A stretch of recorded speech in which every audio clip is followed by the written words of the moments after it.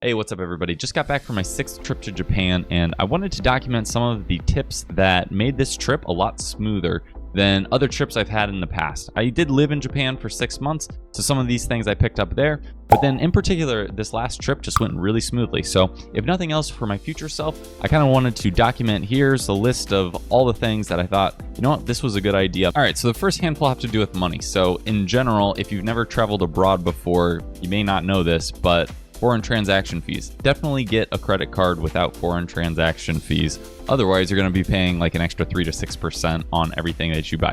Not fun. In addition to that, also get a bank account that doesn't have foreign transaction fees. I knew about the credit card when I went over my first time, but I believe my second time I realized, oh wait, whenever I use my ATM, I'm actually getting a fee on top of that. So if you have a bank account that's doing foreign transaction fees, that actually means you're probably paying, again, like 3 to 6% on top of whatever you're withdrawing. That's pretty hefty. So you can just completely avoid that if you get something like a Capital One bank account that just doesn't have foreign transaction fees for withdrawals. So I definitely did that this time. Then in the past, when I actually lived in Japan, I was still getting my US dollars deposited over to my American bank account, and then I would just transfer those over to my Capital One bank account, which had no foreign transaction fees, unlike my regular one. So then I could just withdraw anytime that I wanted, and that was super convenient. So this definitely happened to me the second time that I went to Japan, where I didn't inform the credit card companies and banks that I was going to be traveling abroad. And therefore, when I went to finally, landed after, the 13-hour flight or whatever, went to go withdraw money from the ATM, it got rejected right away. That kind of scares you right away because it's like, man, this is going to be a short trip if I don't have any money. So I had to go back to the hotel, call up the credit card company with the international number, then go back to the ATM again to actually withdraw it successfully. Just a lot of stress that you probably don't want at that moment. So I would definitely recommend just going ahead and calling any credit cards and bank accounts that you plan on using. Make sure that you get the all clear. I know with Capital One, you don't even have to these days, so it's super convenient. But just in case, I definitely recommend double checking that. So in addition to informing any sort of credit card companies and banks, I would also recommend just getting a Google Voice phone number. That way you actually have a phone that's available, on Wi-Fi, if nothing else. You can get text messages through it still. Even though like on a normal phone number, you might not have the same bands. Even if you get like a SIM card while you're over there, you probably won't be getting text messages and that sort of thing. I would also recommend ordering a SIM card off of Amazon. You can just get those for like 20-30 bucks. And then you can have like multiple months worth of data basically. It's pretty reasonably priced. I definitely find that to be way more convenient than renting like a pocket Wi-Fi or something like that. Internet speeds are pretty much fine for basic usage, so I really haven't had a problem with it. So even when I was staying in Japan, I just got 2 SIM cards and then just used those essentially as my phone plan for the entire stay that I was in Japan. So definitely works for short trips and even some of the like longer ones like that. So I could probably make an entire dedicated video on this one, but something you should definitely look at, and potentially a year or so in advance minimum, would be looking into churning. So if you're not familiar with that term, it really just means accumulating credit card rewards and then just using those for travel. Things like hotels, planes, food, experiences, all of those things can be done with travel points. If you think through your travels ahead of time, you can even compound those with a spouse, and you can get literally thousands of dollars worth of savings by spending money on things that you would already be spending them on. So while you're at home, you're spending money on groceries and bills, whatever, and then you can use those towards your credit card rewards. A lot of times it's something like spend $3,000 in 3 months and they'll give you like $500 in rewards. So yeah, you still have to spend $3,000, but spend that on things you already would be, and then you essentially get $500 for free. So you can basically bounce through different credit card rewards on a regular cadence. And if you plan it out ahead of time, which you do need to, there are tips and tricks for that, you will be able to, save literally thousands of dollars. I would definitely not recommend this for you if you have a significant amount of debt and don't know how to pay off your credit card. You really should only be using them in a way that you can pay them off with the money that you have. So only spend money that you have with them. That way you never get hit with like the hefty 20% fees. Otherwise, like you're the people that are paying for everyone else's credit card reward. So definitely take that one on cautiously, but it's definitely worth looking into. All right, so this next one I honestly think is probably the most important for traveling in Japan, and that's get a Suica card. There's Passmo, there's other things, but get a card that works for buses and trains and whatever public transportation you have in Japan. Don't be one of those rookies that has to go to the ticket station every time and waste a bunch of time trying to figure out how much things cost to get from point A to point B, being wrong, then having to go exchange your ticket for the right one, or like all the little hiccups that can happen when it's not just an automated system where you pay, I think, like 500 yen for the card, and then you put money on that and then just tap it, walk through, don't even have to think about it. Zero brain power, which is definitely the solutions that I like. So definitely get yourself a Suica card when you go over there. You don't have to do it in advance. Also, I'll say right now they tell people, oh, there's a chip shortage, you can't even get one. You can definitely still get one while you're over there. You just have to go to a station that can actually vend them out to you. So for me, I just went to Shibuya because they actually had them there, and I asked one of the people working in the booth, you know, where you could actually get one. They directed me to some specific black machine that was the one that you have to fill out some of your information, your name, phone number, and then they give it to you. The phone number, they don't actually verify either. So I think it's really just for, in case it gets lost, they'll track it back to you. But I'm saying that explicitly because sometimes there are things in Japan where you have to have Japanese phone numbers, and it can be basically impossible for us foreigners to use. I've heard that cuts down on spam for them, but it also makes it just like super inconvenient. Specifically, the place where I had that happen was trying to use, I think it's called E+ tickets, which is the ticket app that we used for going to some concerts.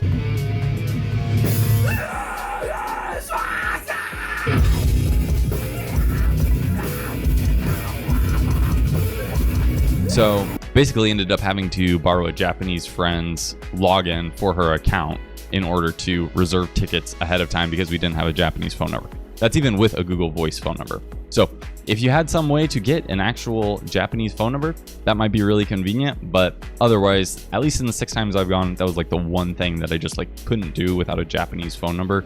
So I had to burden one of my friends with helping me out with that one. But in general, the Suica card is super convenient. You can basically use it all across the country. There were at least a few places where we couldn't use it. So for instance, in Kushiro, which is up in Hokkaido, we did about 10 days in Tokyo, 10 days in Hokkaido, and most of the places in Hokkaido were fine, but there were a few where buses just didn't have any way to take digital currency.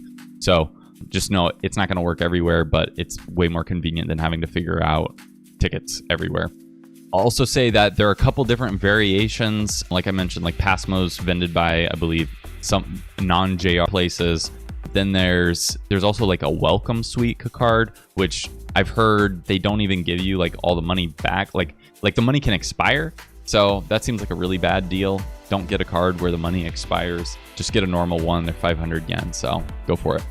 Okay, so continuing on, some travel tips. Definitely do everything you can in advance. If you can figure out where you're staying, where you're going before you're actually in the country, even better. The one thing that I didn't get reserved while I was over there was taxis from my hotel because I didn't ask for them early enough. It's really convenient to just go down to the front desk, ask for a taxi at this specific time before some flight or something like that. So that's, in general, what I would say is the way to go. However, they told me, oh no, we're all full today, which I'd never had from a hotel before in Japan where they told me they couldn't get me a taxi. But this happened twice. It was at Appa hotels. So maybe they just had a line that they were working with, a taxi line that they were contractually obligated to use or something like that. But they told me, oh, just come down 15 minutes before you want to go day of, and we might be able to get one at that point. And it's like, well, that's kind of too late to actually figure it out at that point. So ended up just using Uber, which is convenient enough in the city. You know, I wouldn't use it for everyday travel, but at least for getting travel when there were no trains available, that was definitely the way to go. I could reserve it ahead of time, even though I didn't reserve my taxi at the hotel far enough in advance. Which kind of alludes to my next point, which is that I booked some flights really early this time, and that turns out to not be a great idea for a couple reasons. So first off, nobody in Japan is awake before 10 a.m. is what I've realized. If you go to some place like Akiba or something like that, none of the major stores, even though it's like a major shopping area, none of the stores are going to be open before 10 pretty much. There will be a couple like coffee shops and whatnot, but nothing that you're really there for. And so trying to get to those places early doesn't really make a lot of sense. And so I did the same thing with some of my flights where I booked them really early in the morning, but it turns out trains over there don't even start till 6 a.m. So if you wanted to get to an airport before then for some reason, like I did, you're not even going to be able to ride the train over. And then getting taxis, they're going to be probably less available. Though, like I said, with the Uber route, like I was able to do that in advance with pretty short notice. So that worked out pretty well. But in general, I was like, man, why am I even going this early when by the time I get over there, still nothing's going to be open? So basically, if you're doing domestic travel in Japan with flights in between locations that you're going, definitely would not recommend trying to fly places really early. Okay, so next handful of tips are really specific to being on a plane. So first off, definitely prefer to not have aisle seats. I didn't realize this until maybe like the last year. I always thought aisle seats were nice because they gave me a little bit more room that I could sneak out into the aisle every now and then as a tall person. But it turns out when you're on the long ones where you're trying to get some sleep in, if you're in an aisle seat, anybody who walks by you is going to bump into your chair and use it as a grip. So they will jostle you awake regularly. So keep an eye out for that. Probably would prefer a window seat for every flight for the rest of my life from here on. So then the other tip would be when you get your SIM card, you can just change it on the plane. It's really kind of frantic once you're getting off, trying to pick up your luggage, trying to figure out where you're going next. There's so much downtime on the plane. You can just perform that surgery with the little SIM card and the little pokey thing and just get that all done. That way, by the time you land, you've got internet. Same deal for the way back. That was a really good idea that for this time that worked out really well. So one of the things to keep in mind about being on a plane is that the humidity can get into like single digits, which normally humans are living between like 40 and 60%. So it basically dries out your nasal passages in your throat. And what I didn't realize is that a lot of times when I would land in a place like Japan after being on a flight for 10, 12, 13 hours, is that I would get a sore throat and I would think I was getting sick or something like that. But really it was just the humidity had been so low, it was giving me a sore throat from that. So if you can wear a mask, that also might help prevent like nosebleeds and other stuff that might happen.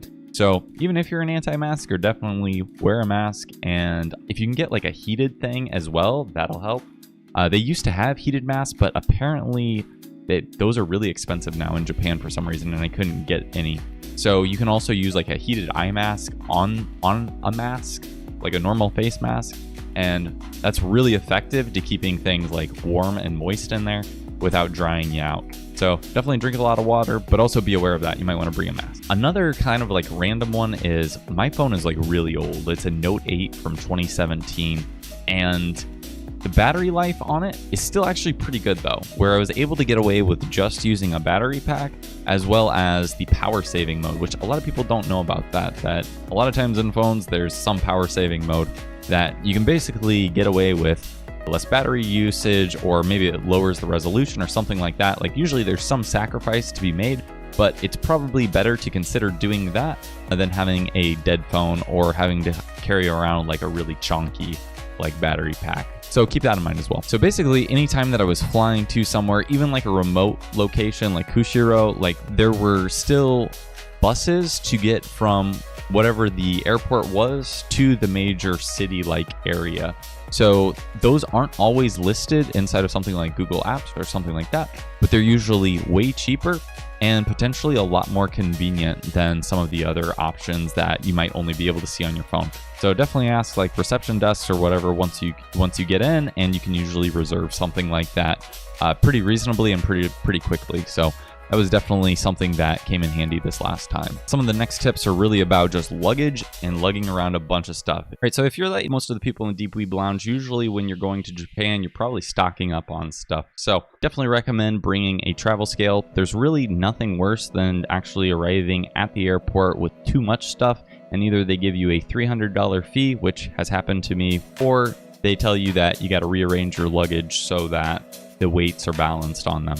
Both those pretty frustrating experiences. If you just have a simple travel scale that you can get for really cheap off of Amazon, you can kind of circumvent that whole chaos. Also, another thing that kind of tripped me up there, and the reason why I got a $300 fee one time, was because I brought an extra bag because I assumed it was a flight that was going to be by JAL, but really it was still going to be an American Airlines flight, even though it was operated by JAL. So it was still restricted to the baggage restrictions of American Airlines. So it was kind of a frustrating process, but in general, you might want to look into who's actually operating it and what all of the potential baggage restrictions can be. Research those ahead of time so you don't get hit with a hefty fee. So if you are stocking up, then you probably also want to pack half as much. So keep in mind that you can do laundry midway at a hotel or something like that. So if you cut down on 50% of the clothes that you're bringing, that's 50% more room for the manga and all the other stuff you want to bring back.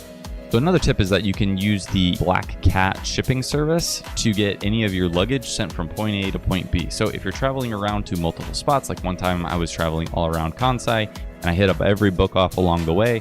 Eventually I got a suitcase that was just full. I was just lugging it around to places, all these different places that I was going. So I was like, well, I might as well just send that off to like my final destination where I'm actually going to be getting it and taking it back to the plane or something like that. So you can either get it sent directly to an airport or to whatever place like a hotel and collect it, bring it with you from there.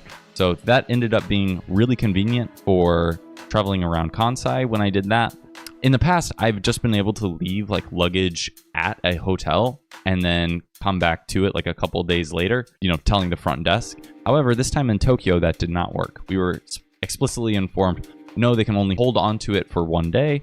So if that's the case, then we had to use a different service called Airporter, which basically came and collected our luggage while we went out to Hokkaido for 10 days before we returned back to Tokyo. And then we were able to basically have Airporter take the luggage, take it to some safe location, bring it back to the hotel, and then we were able to get it without inconveniencing the hotel, but also not inconveniencing us with having to bring a bunch of stuff that we didn't need to Hokkaido. So I would definitely recommend checking out Airporter as well. So then there's another service called Ekpo Cloak, which I tried to use it this last time. I didn't book it far enough in advance for as many days as I would have needed though. But it's basically like an Uber style app where you're able to find different locations that are willing to hold on to your luggage for certain periods of time. So that might be another thing that's worth checking out. I've had really rotten luck in general with trying to leave things at like coin lockers and stuff because either they're all taken, they're not big enough for like a normal size suitcase. So that might be an alternative to something like a traditional coin locker or something like that. And then just in general, I definitely recommend using the hotel as a shipping destination. So instead of having to go to every book off trying to find that one random thing, there's a lot of like 1 yen books and such on Amazon. So you just use Amazon, pay for the shipping or whatever, eat that cost, and it'll still probably be around what you would get it at a book off, or maybe even cheaper in some cases.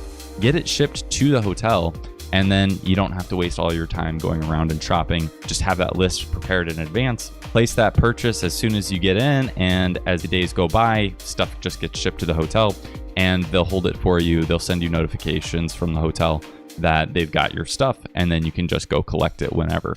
So that was super convenient this time. In the past, I've tried to do that with Airbnbs, and they definitely don't want things sent there that are marked under a different person's name. So hotel, definitely recommended. Airbnb, you might have trouble with that strategy. Okay, wrapping this one up, one last bonus tip from me. I would definitely recommend bringing your own sheet because for some reason in Japan, there are no sheets. If you go to a hotel, they won't give you a sheet. They just give you one real thick blanket, which is awful during the summer. If you're there in the winter, not so bad. I'd still just prefer to sleep cool. You already lost enough hydration from being on the plane. Why do you want to lose some more while you're sleeping? Don't sleep with something thick. Bring your own sheet. Jersey knit, that's the way to go. And with that, I'll go ahead and wrap this one up. If there are any tips that I forgot here, please do leave a comment. I'm definitely going back at some point, so I would love to know what all you guys have that I may have missed. Otherwise, I'll catch you guys in the Discord lounge. Have a good one.